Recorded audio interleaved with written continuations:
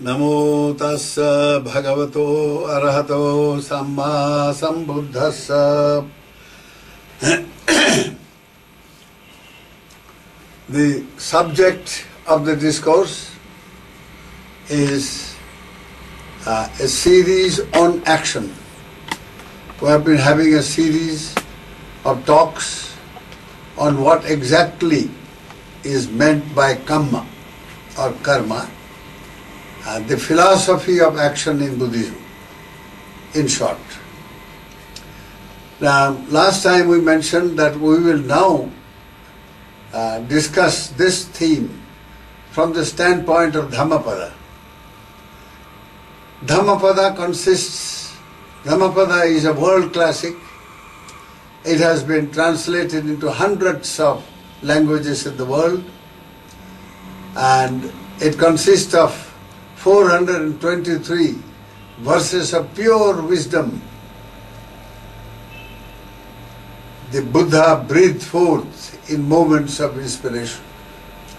And these 423 verses are divided into 26 chapters, very meaningful chapters indeed, covering all aspects of life. It's a book of wisdom for everyone in any culture, anywhere in the world. You'll see the relevance of Dhammapada and the wisdom that people can gather from that. Today, we are going to take up the second verse, which deals with karma, with Kamma. I will read out. Mano pubbangama dhamma mano settha manomaya manasache pasannena bhasati va karoti va tatonang sukhamanveti chaya va anapayini. Mind precedes all mental states. Mind is their chief. They are all mind-wrought, that is mind-made. If with a pure mind a person speaks or acts, happiness follows him like his never-departing shadow. Now this is the verse based on which we will discuss today. Now, first of all, there are two words which should be clearly understood. Mind. What exactly is mind? When we talk of mind, it's a very, very general term indeed, but it has very specific meanings also. Now, mind is a complex phenomenon. It's not a simple thing at all. Whatever happens to us in this world, behind is mind. So if we can understand our minds, then we understand life, and we also understand the purpose of life. And not only that, how to make life purposeful, leading to the ultimate goal of freedom. That's much of importance there is when we have a clear understanding of mind. So Buddha, in many discourses, he has illustrated the nature of mind. For instance, in Satipatthana Sutta, Bhagavan said, see, just as a person who goes for marketing, he takes his marketing bag, and then going to the markets, various shops, he fills the bag with all kinds of provisions, rice, dal, vegetables, fruits, all kinds of things that you can think of. So, and then after the shopping, he returns. So the example is, the bag contains all kinds of things, and each one is different. Each item or ingredient is different from the other. And each one has a purpose and a function. So mind as a complex phenomenon, it has got many mental states or mental components. They are known as chetasikas, and these chetasikas, each one functions in a very unique manner and determines the course of life. Now, for instance, feeling is a constituent of the mind, and feeling has very profound effect on human life. We have discussed it during the course of this series already. Perception or memory plays a very huge role indeed. Then volition or will plays indeed a very, immensely important role in life. Life is wrought by volition. A karma is a volitional action, is a willful action. Volition means will. There is, you see, intentional action is volition. So now, in this context, in this particular verse, the mind, it is said, precedes all mental states. So here mental state is, by mental state is meant a mental, a volitional action which manifests in three forms, either as a mental action, thinking, imagining, all kinds of mental activity, planning, and so on, or devotional activities, meditation. These are all forms of mental action, mental activities. Then this gets translated into bodily and verbal actions. So, the action, karma, here mental state is, by mental state should be understood karma. That is, whatever karma or action we perform, behind the action is the mind. So, if with a soiled mind, with a impure mind we commit any action, then the result thereof will be suffering. And similarly, if it is with a pure mind, the result will be happiness. So after all, the aim and, you see, the only goal of life for practically every being in this universe is happiness. Nobody likes to suffer. Everybody seeks happiness. So if you really want happiness of a kind that will free life once for all from every form of suffering, then we have to understand how that happiness comes about, and a happy destiny, like to be born in a various divine planes of existence, or even in the human world, to be born in circumstances where life is very much conditioned by a lot of happiness indeed. So, in this Gatha, the Buddha, he breathed forth this particular Gatha on a certain occasion. Every Gatha or verse has a background story. It's only, you see, when a certain event has occurred, particularly very inspiring and important event of life, there the Buddha breathes forth in the form of these Dhammapada Gathas, very inspiring and uplifting indeed. And so the Buddha, this Gatha was uttered by the Buddha on an occasion of great importance indeed. It seems, you see, one morning, early morning, Buddha slept for 2 hours, that's all. And between 2 and 4 a.m.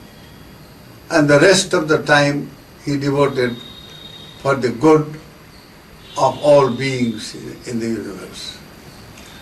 So now, after his rest at 4 a.m., he will he will plunge into samadhi, known as the Maha Karuna Samapatti, the ecstatic samadhic state of boundless compassion.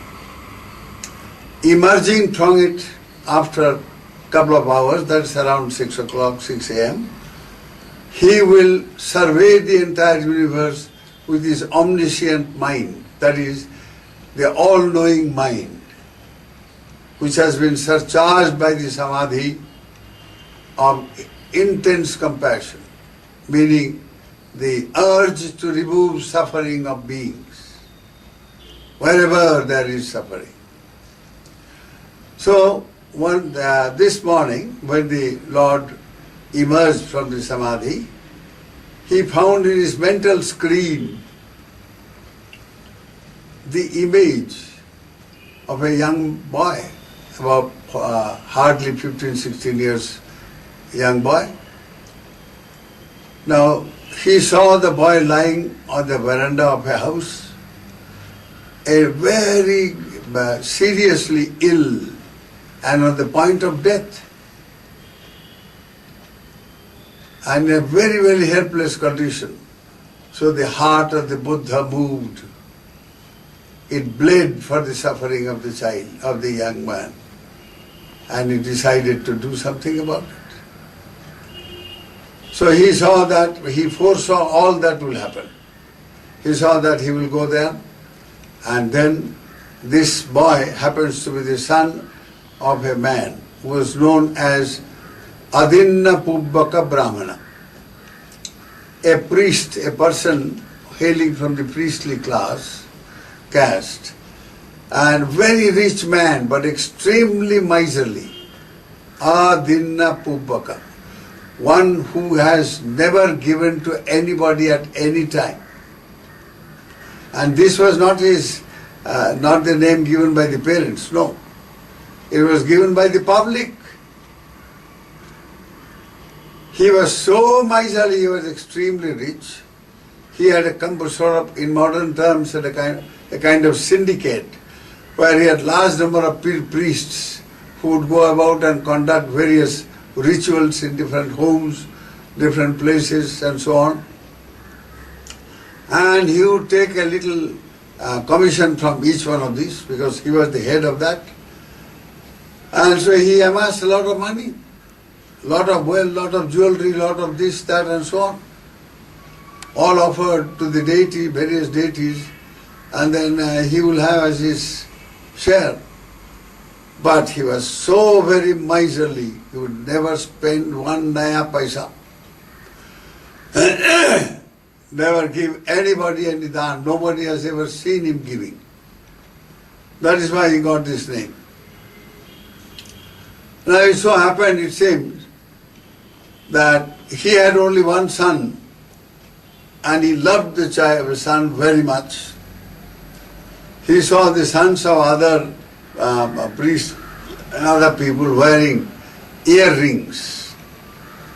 So he wanted to give a nice gold earring to this boy who was studying in some Pathshala. Very intelligent boy, very highly motivated, very wonderful child indeed. And young man. So he thought of giving a present. So he said, well, if I buy from the jewelry shop an earring, that's going to cost me a heavy lot and I'm going to lose my wealth. No, how can I do that? So it is a second thought. But then his love for the boy was again welling up. So he said, okay, let me do something. I will go and buy a piece of gold and then beat it up in the form of a little ring and give him that. There you are, my desire will be fulfilled, and also I can see ring in his ear. That is how he did it. And so the boy was called Mattha Kundali. Kundali means ear ring. Matha means a beaten up gold. An earring made of beaten gold. So there you are, the boy got that name. So now the young man, in the bloom of youth, very studious and intelligent indeed, very cultured, refined-minded, he fell ill, seriously ill. Now the father said, oh my, he collected all the symptoms and went to a Vaidya, that is to a Ayurvedic physician those days, and described the symptoms, and the physician said, well, he probably is suffering from jaundice. So these are the ingredients which will help in the treatment of jaundice, some leaves and barks and roots and all that sort of thing. So he said, if I go and buy, I will call a doctor and make him, give him treatment. It's going to cost me a heavy lot of money and I will lose my wealth. No, that cannot happen. So let me do the treatment myself. So he will go and collect those ingredients, bark, etc., roots, etc., and then make a concoction and give to the boy. The boy would take that. So the medicine, instead of curing him, it made the disease worse and he was on the point of death. It became untreatable. Achikitsa. It cannot be, it is incurable it became. At that stage, he brought a doctor, a physician, Vaidya, and he came and he saw the boy, he says, immediately he said, look here, I am very busy, I have got so many places to go, this and that. So you better go and find out some other physician. And I have to go, and he just bolted, he ran away from the house. He knew that this boy is on the point of death.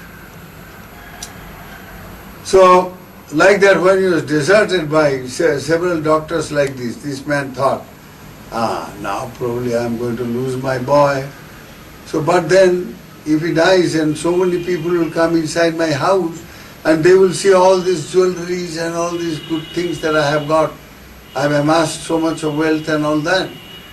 Oh, I am going to lose all that, that's no good. So let me put the patient outside on the veranda. Anyway, he has to go, what can I do? He philosophized in his own miserly way. And so that is how the boy was put outside the, in the veranda. And Buddha saw the boy in that form.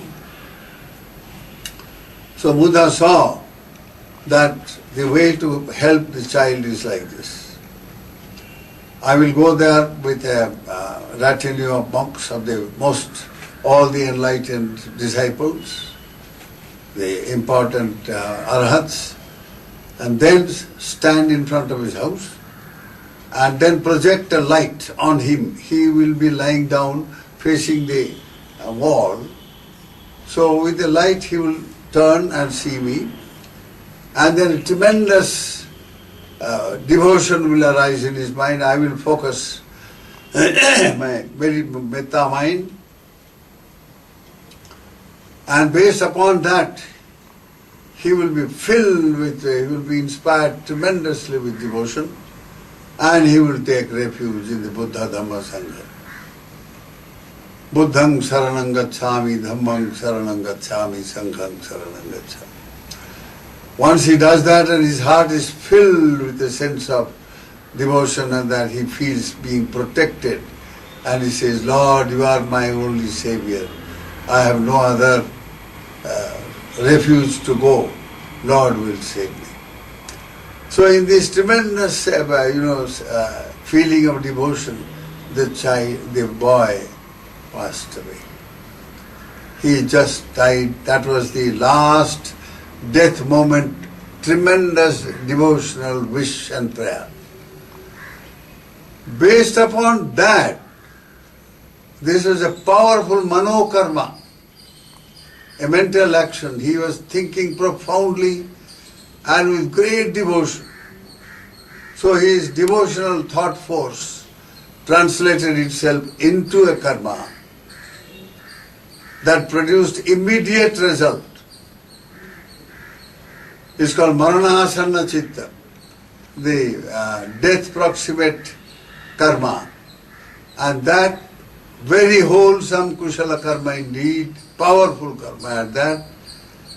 And then he felt that, just as a person would wake up after his good sleep, he woke up in the Devaloka, in the Tavatingsa realm of the divine realm, in a very, very dazzling Vimana, divine estate, being the chief of that estate.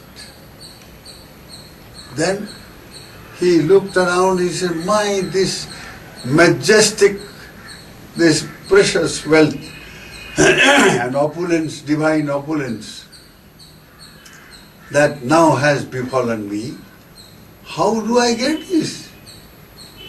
So, the divine beings can remember their past karmas that led to their being born in the divine plane.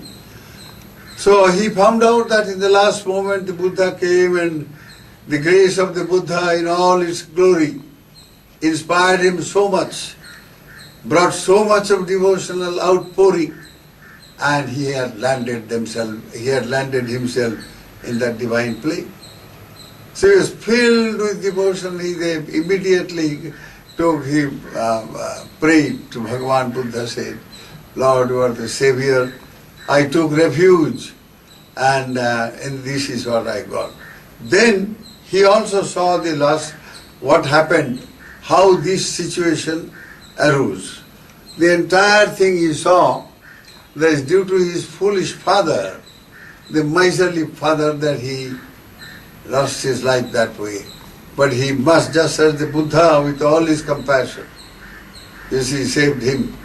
So now he too shall do something for the father. So he projected his supernormal power and saw the father was in this Masana, in that cremation ground. He used to go there every morning and evening and cry very bitterly, oh my only son, oh my only son, where have you gone? And all that. Wail and wail and wail. My heart is pierced with shoka, he would say. And he would cry. So he says, this foolish fellow, look at him, he has done this, and now he's crying. And how can he get his son? So anyway, let me see what can I do. So he took the form of his old body, that he took the form of Matha Kundali, and he appeared right there, close to his father, and started crying very, very loudly, saying, oh, I want a Vimana, I want a chariot, made of very bright two wheels. One wheel must be the sun, the other wheel must be the moon. I want sun and moon to be the wheels of my chariot. Absolutely irrational kind of prayer and shout. So that woke up this man.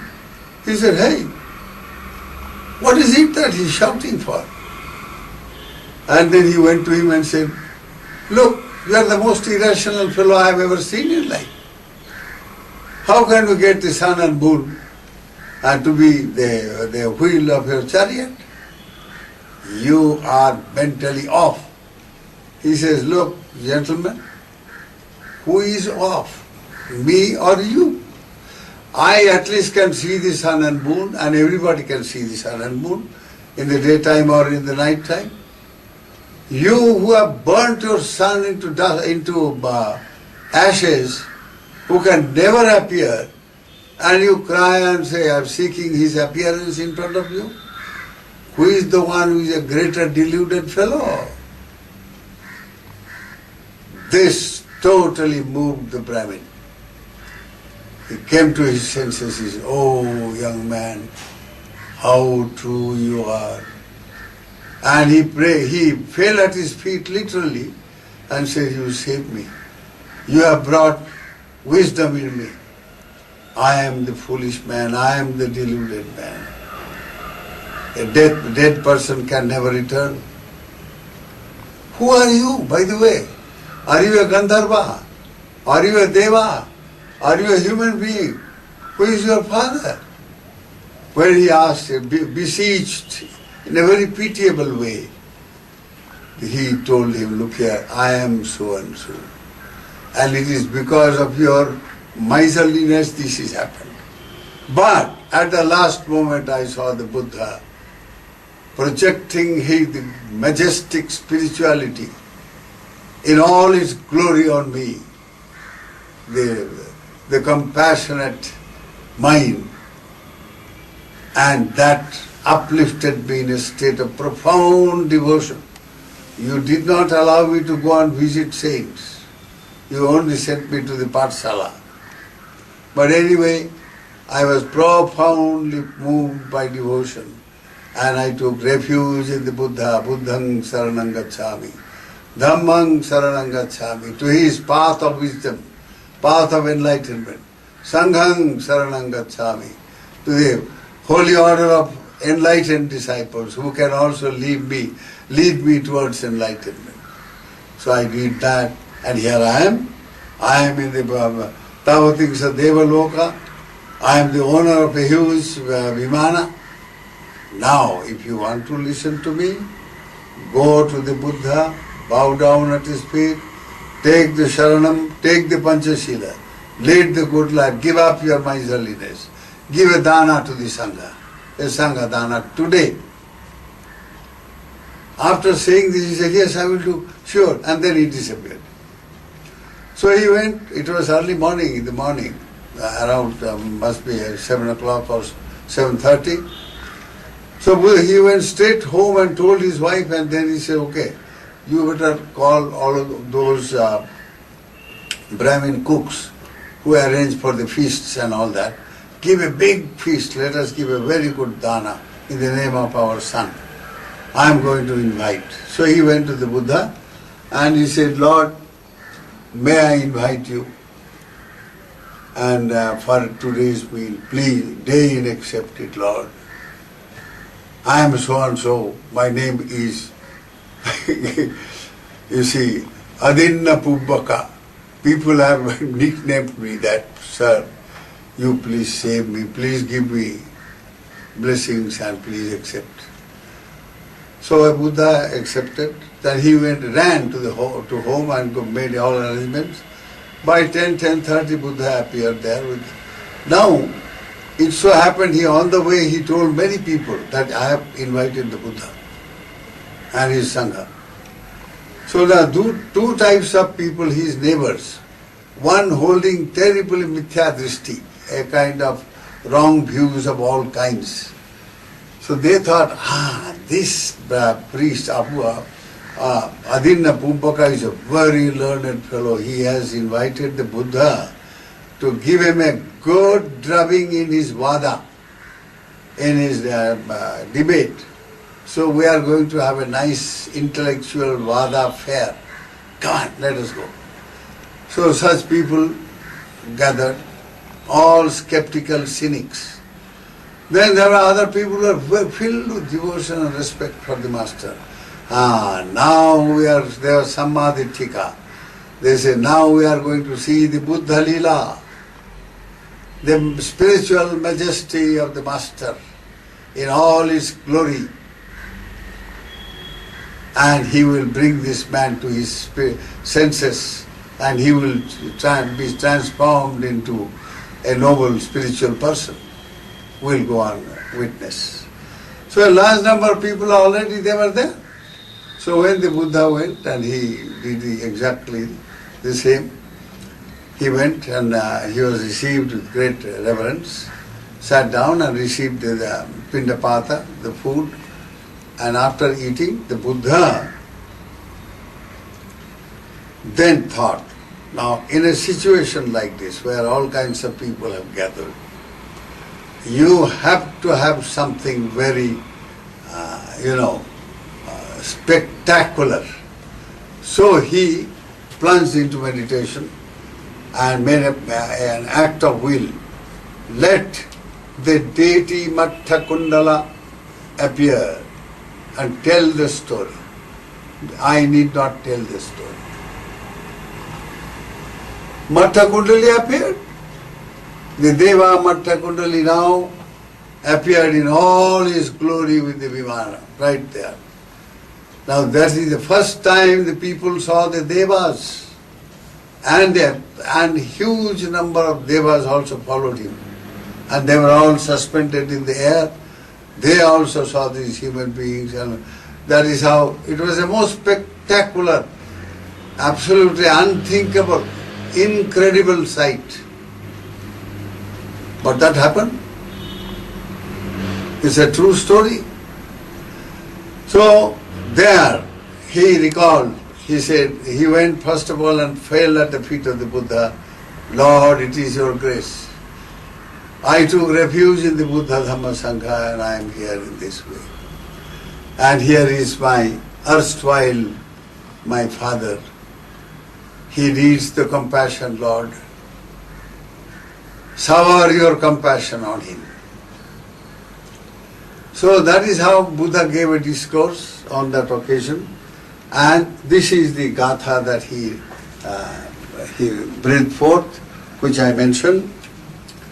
Mind precedes all mental states. Mano pubbangama dhamma mano sattha mano mayam manasache pasannena bhasate vakaroti va tato nang sukhamanveti chayava anapayine. Mind precedes all mental states. Mind is their chief. They are all mind wrought. If with a pure mind a person speaks or acts, happiness follows him like his never departing shadow. So long there is the body, so long there is also the shadow. If you stand, the shadow will stand. If you sit down, the shadow will sit down. If you walk, the shadow will walk. You can never dispense with your shadow. You can never get rid of your shadow. So once you have committed an action, particularly a good, a very, very profoundly moving good action, the result of that action is bound to be there with you, like the shadow with you. And that will follow, because every action has a certain potency.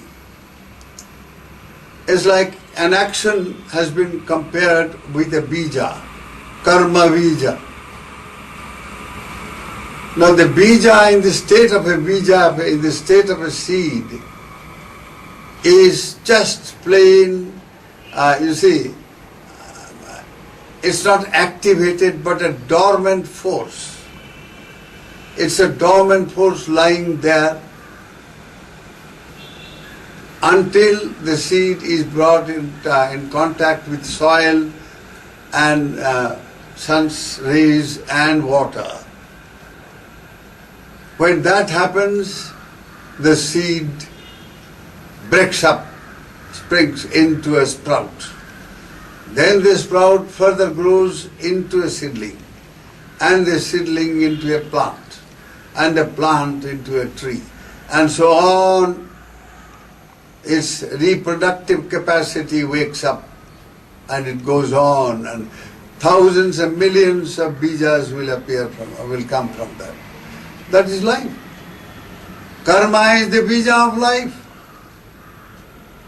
All the happiness and misery that we experience in life is what we have made ourselves. We are the creator of our destiny. We are the creator of our happiness and misery. It's not a God who is bestowing happiness on us, or a guru, or a religion, or a theory or a doctrine or a caste or a country, nothing. It is our own action. This young man, this boy, at the last moment with a profound sense of self-surrender, surrendered his life totally to the feet of the Buddha, knowing here he is an enlightened Lord, knowing he is a spiritual giant capable of infusing spirituality into his life and transform his life. He is the urge of the Buddha's compassion to free him from the suffering of the world at that particular moment, death moment, when suffering is intense. That got translated into this devotional, profound state of mind in him, and he surrendered. He took refuge sincerely, with utter sincerity and earnestness. The result, the mind got transported into a higher plane, the plane of the divine realms, and he was born as a Deva. And later, after hearing this discourse, there was a spiritual transformation. Large number of those Devas and human beings were all there. Skeptics were completely transformed into most devout and positive-minded spiritual people. And it is said that right there, Matta Kundali Deva became Sotapanna, transformed into an enlightened being who has entered into the stream, irreversible stream of Nibbana, never to fall back into this worldly existence. And this old miserly old father, he too was transformed. He had all the required parami, obviously. So he also became a Sotapanna. Completely transformed. His whole future got transformed. Within 7 lives he is bound to get the state of an Arahat and entered into the highest state of enlightenment and Nibbana. So this is how the miracle of the Buddha's compassion. Buddhas are not ordinary human beings or gods or Brahmas or all that, no. They represent the supreme state of spiritual perfection, supreme state of enlightenment. They have the mind of omniscience, Sarvajna, all-knowing mind. My dears, we are lucky that we can hear the words of the Buddha, that we have the opportunity to practice the Dhamma of the Buddha. Never lose this opportunity. Put forth effort, develop Shraddha, wisdom-based faith. Practice Dana, free the mind from the meanness created by Tanha, craving. Practice Sila, purify your mind with virtue. Practice meditation. Metta Bhavana, Karuna Bhavana. Uplift your mind to the state of the Brahma gods. And go further. Practice Vipassana and be released from the bonds of samsaric existence. May the grace of Bhagavan Buddha surround your lives with wisdom. May you all be happy and well. Sukhino bhavantu.